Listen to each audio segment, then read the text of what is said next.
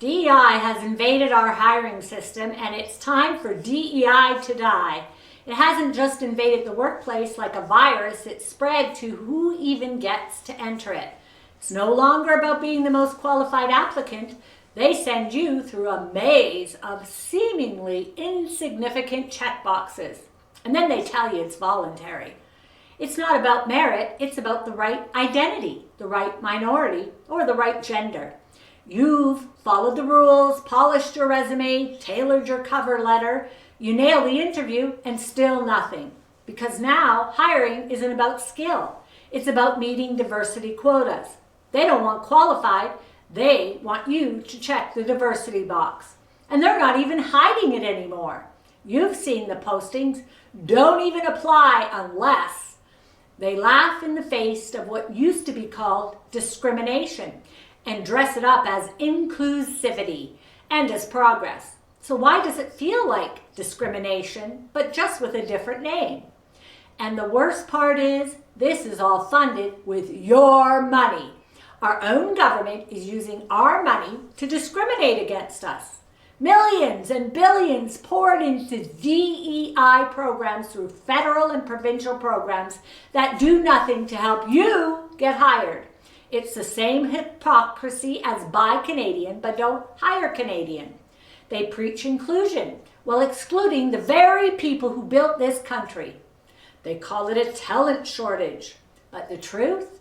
They're ignoring the talent that doesn't fit their identity-driven system that rewards supposed minorities, even ones that are not citizens, and punishes hard-working ordinary Canadians who don't check a box. You tell me, how can a group of Canadian citizens receiving $32 billion a year from the federal government be called disadvantaged? Wouldn't it be the people that are actually paying the $32 billion from their paychecks instead of using it to take care of their own families that are at a disadvantage? I've watched this DEI virus spread across every industry, and it goes on, the same story on repeat. Ordinary people doing everything right and getting locked out of the very system they built. It's almost unbelievable, isn't it? It makes so little sense that you start to wonder, can the people running this country be that stupid or that incompetent? Which means it's not by accident, it's by design. And even saying that out loud feels like something out of a bad fiction novel, except it's not fiction, it's fact, my truths. Don't take it personally, because I know rejection after rejection can crush your soul. You're not too old or too young, too experienced or not experienced enough. You didn't write a bad resume or blow that interview you finally got. It's not even about you.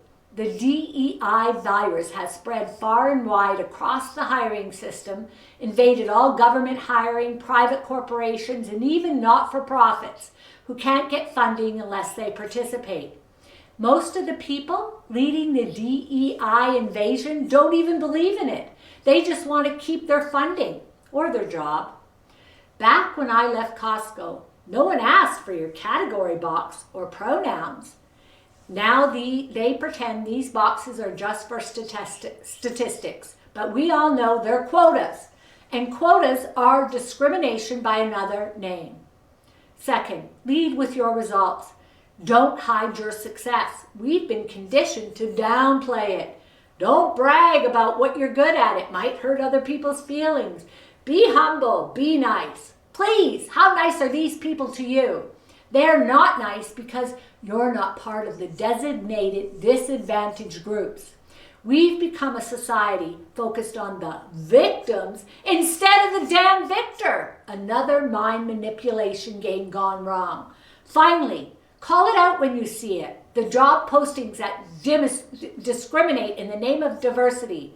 The portals obsessed with your category instead of your competence. Say it out loud and on the record, because silence is compliance. And my final word. Although it can be easy to fall into despair, don't lose hope. Don't, because hope is all we have. I listened to a podcast of a survivor who spent 491 days in captivity. And he shared a powerful mantra. When you know your why, you can always do the how. For me, it's the future of our young people, my own grandchildren, and then their children, for the country I want to leave behind for them. And I know you have a why too. I also know the true power is the power of us so-called ordinary people, the hardworking people who pour our coffee, drive our trucks, keep the lights on during a blizzard. We are so powerful that the system has taken years to construct a maze of disadvantages to keep us down. Some so seemingly ludicrous that it's hard to believe they're even true. And they've done this because the government fears the ordinary people. They know that once you awaken the lion in the ordinary, hardworking citizen, the government can no longer win. Ordinary people build this country. We didn't need a special checkbox or to take money from our fellow citizens that we didn't earn. We work hard for our family, for our pride in our country, and to protect our why. We will always do the how, no matter how hard it is or how long it takes us to win. DEI is a virus sent out to break the backs of the ordinary, hardworking people, and speaking the truth is the only cure. We don't need their permission. We don't need their validation. We just need each other, because silence is no longer an option.